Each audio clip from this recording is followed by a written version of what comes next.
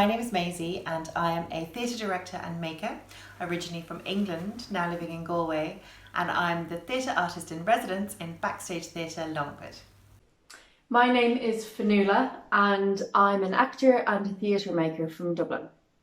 This project is all about trying to do something nice for someone you love who you haven't seen in a while, to let them know that you're thinking of them. It might be a grandparent who you haven't been able to visit, or perhaps an aunt or uncle or cousin who live far away, or maybe even a brother or sister who've been busy working in a care home or hospital. Over the next 4 days, Fionnuala and I are going to show you how to make your own puppet play, which at the end of the week you can film and send along to your special person or people. We'll be uploading a video each day to show you how to create and then to perform your puppet play. And we also hope that at the end you might consider sending it along to us for us to have a look. We'd love to see what you've made. So to begin, Fionnuala is going to start us off by thinking about puppets. We know that you're all stuck at home at the moment and you probably miss your friends and maybe some of your family members, and you're probably a little bit bored as well. But we also know that you probably all have brilliant imaginations and brilliant ideas, and we're going to use those today and over the next few days to make something that's really fun and something that's for one of your loved ones who you might be missing. So before we start, I just want to tell you that I don't really have any great art supplies in my house at the moment, and I kind of miss being able to just walk to the shop and buy some more. But luckily for you, what we're about to make today, you don't need any fancy art supplies, because we're going to be using disused things from your house or from your garden or your attic. So things that were going to be thrown out or aren't used anymore. So you see all my little friends that I've made here? They're all made from things that I just found in my bin. Ugh. But no, they're all clean. But I've transformed these bits of rubbish and plastic into puppets. And that's what we're going to be doing today. We are going to be making puppets. And over the next few days, we're going to be bringing them to life and creating a story for them. What you will need is some sellotape and a scissors. Those are the most useful things. Any other fancy art supplies that you have absolutely can be used, and you'll see at the end when we talk about decorating the puppet, that's where they might come in handy. But these are the two most important things when we're making our puppet. So I'm going to show you some of the puppets that I've made this morning that were quite easy to make. Some of them are easier than others. And there's no big pressure to make your puppet look brilliant. The most important thing is that you imagine that this puppet is real, and we'll be doing more of that in the next video. But first, let me show you the puppets that I've made and how I made them, because they might inspire some of the ideas in you. So, if we have a look at this fella, I've called him Alfred. Now, he is just made out of an egg carton, but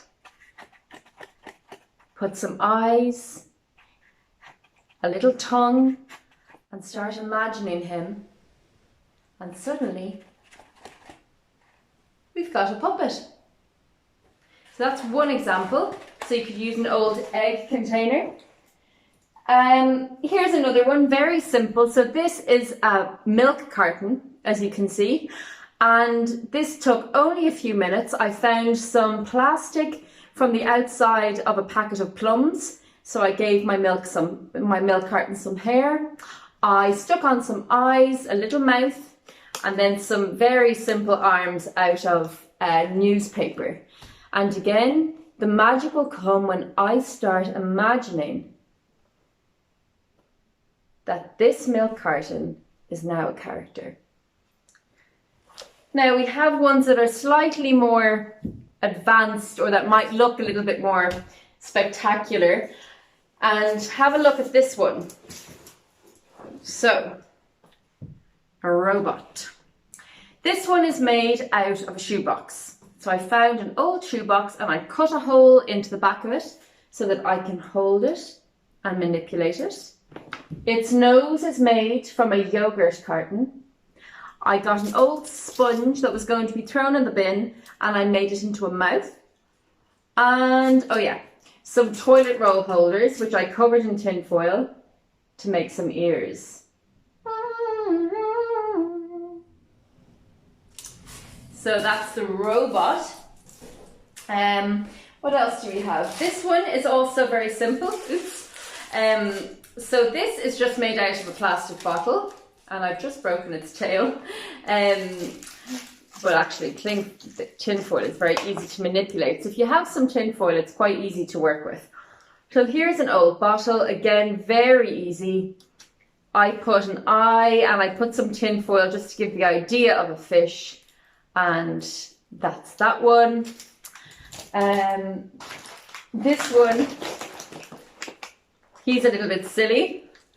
So this is just a potato sack that I found in the recycling bin, and I cut a little mouth, and you see his goofy teeth, because I'm thinking about what kind of a character the potato sack might be, and I thought I'm going to give the potato sack some silly hair, some silly eyes and some silly teeth, and then maybe a silly voice when we come back to doing some characterization in the next video. Here's another very simple one. This is just made out of cardboard. It's a little star, and you might notice with this one. So I haven't given this one any eyes. They don't all have to have eyes. The really important thing when you're making a puppet and when you're using a puppet, so you, the puppeteer, you are in control of the puppet. So if I want you, the audience, to look at the puppet and to watch it and watch how it moves, if I start moving the puppet while I'm also looking at you, and you're probably going to be looking at me, but if I give all of my attention to the puppet,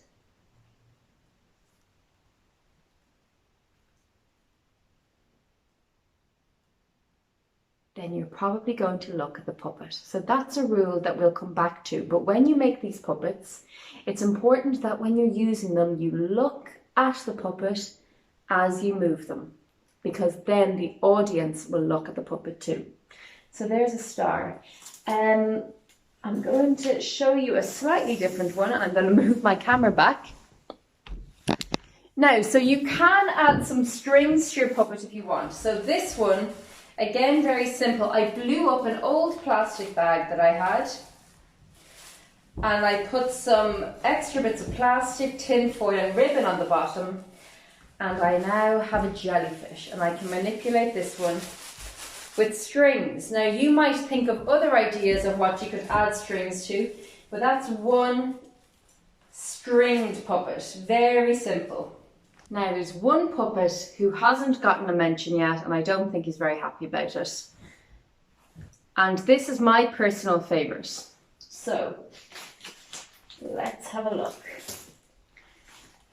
So you can probably tell that you don't need many different materials to make this puppet. All you need is newspaper or any kind of crepe paper and sellotape. Now, you do need a little bit of patience, because how to make this puppet, it takes a little bit of time. You mold the newspaper into the shape that you want. So I wanted a little human like this. I started with the head, and I made sure to scrunch together the neck and then put sellotape on it, and then I built the body, so this part, and then at the end I stuck on the legs and I stuck on the arms with sellotape. Now you can, if you want to put joints, so elbows or wrists, you can use sellotape to make those. And if you're using your puppet, then you can use the arm, and you can make his head look left to right. So this puppet, although it doesn't look as fancy as the others, it's maybe one of the most versatile in how you can use it. And you could dress them up at the end, you could put eyes or maybe a crown. There's lots of things you can do with this sort of puppet.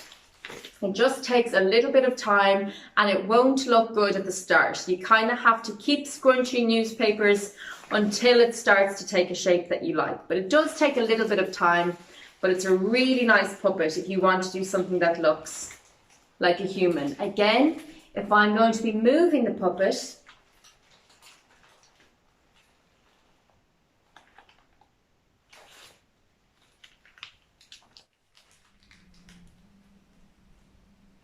I make sure to look at the puppet and not at you, or you might look at me.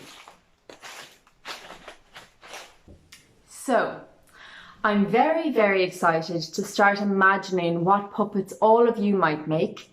So your task now is to have a look around your house or your garden or wherever you live and see if there's anything that people aren't using and that they're going to be thrown in the bin, or maybe they just haven't been used in years and years, an old flower pot or some pegs from the line that have broken. And your job is to start imagining, what could I make with this? And little by little, you'll start to create some sort of a character like these different ones that I have here. And then we're going to have a look about how to start moving those different puppets, and we're going to start creating a story for them. And it'll be the loveliest gift to someone that you love at the end. But be patient and have lots of fun. They're really, really fun to make once you start making them. And even if they don't look great at the start, you can decorate them at the end. If you do have some art supplies, glitter, crepe paper, sequins, bottle tops, coloured paper, anything like that, you can use to decorate it and make your puppet unique. I'm really excited to hear about everything that you all might make, and enjoy!